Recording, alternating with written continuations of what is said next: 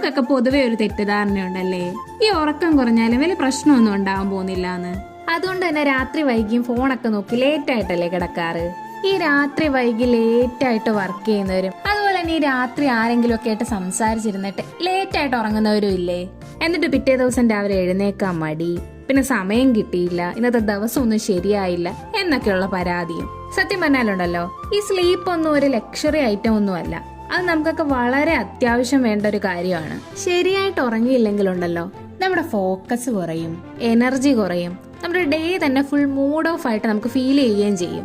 ശരിയായി ഉറങ്ങിയാൽ തന്നെ നമ്മുടെ പകുതി പ്രശ്നങ്ങൾ തീരും. നമ്മുടെ മൈൻഡും ബോഡിയൊക്കെ ഉണ്ടല്ലോ ഭയങ്കര റിഫ്രഷിംഗ് ആയിട്ട് നമുക്ക് തോന്നുകയും ചെയ്യും. ഫോൺ മാറ്റി വെച്ചാൽ തന്നെ നമുക്ക് സുഖമായിട്ട് ഉറങ്ങാൻ പറ്റും. അതുകൊണ്ട് ഈ ഉറങ്ങാൻ പോകുന്നതിന് മുമ്പുണ്ടല്ലോ ഫോണൊക്കെ മാറ്റി വെച്ച് ഇന്ന് നടന്ന നല്ല കാര്യങ്ങളൊക്കെ ഓർത്ത് നാളെ നല്ലൊരു ദിവസം പ്രതീക്ഷിച്ചുകൊണ്ട് നേരത്തെ തന്നെ ഉറങ്ങാൻ ശ്രമിക്കണം.